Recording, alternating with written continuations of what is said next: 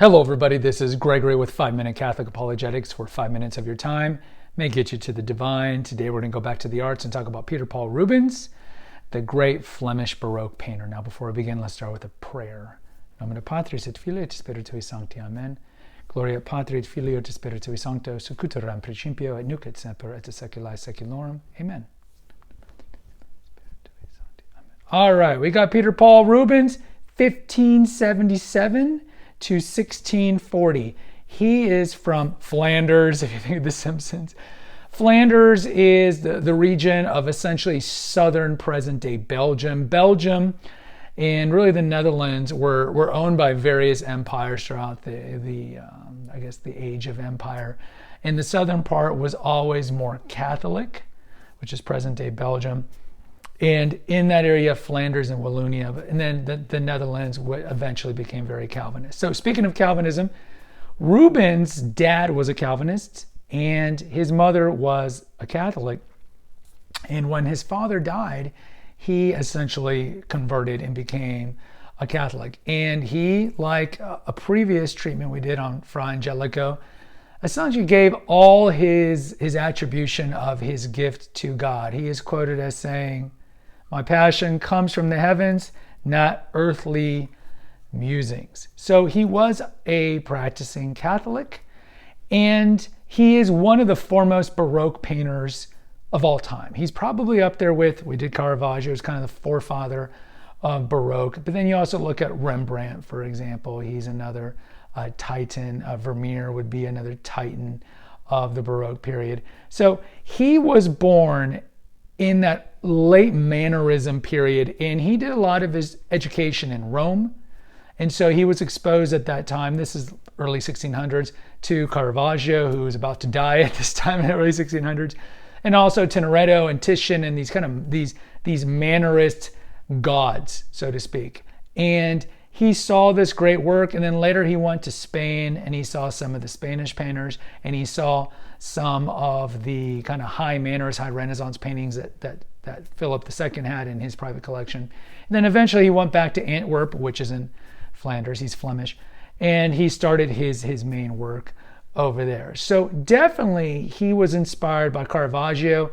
We did Caravaggio, and one of his paintings, The Entombment of the Christ, was one of Rubens's early kind of drawings. So he was certainly influenced by Caravaggio's, as many painters were. You certainly see the kind of technique of tenebrism or chiaroscuro, which is kind of the accentuating and contrast of darkness, and then very bright light, high contrast on the subject of the painting.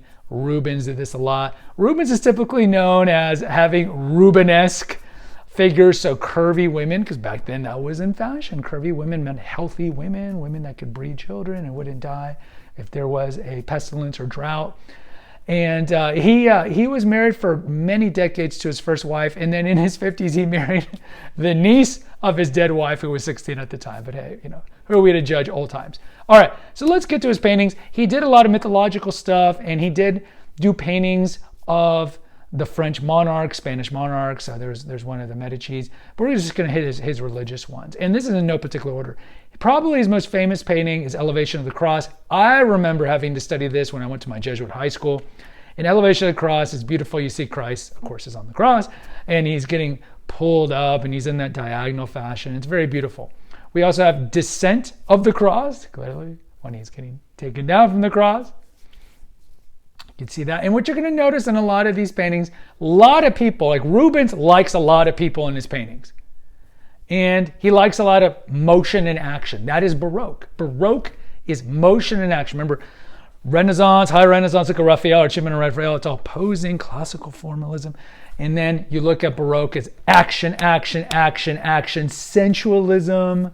You're looking at movement and color, and you're going to see a lot of that with Rubens. So curvy people, and then a lot of black with a lot of contrast. So that's classic tenebrism of Baroque. Okay, so what else? Let's look at Samson and Delilah. Of course, that comes from the book of Judges. Watch out for women who want to use you.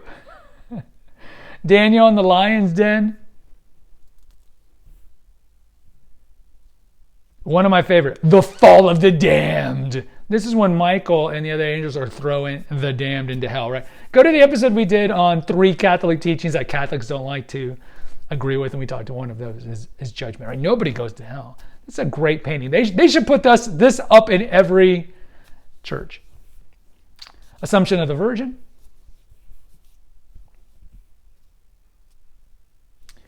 The fall of man.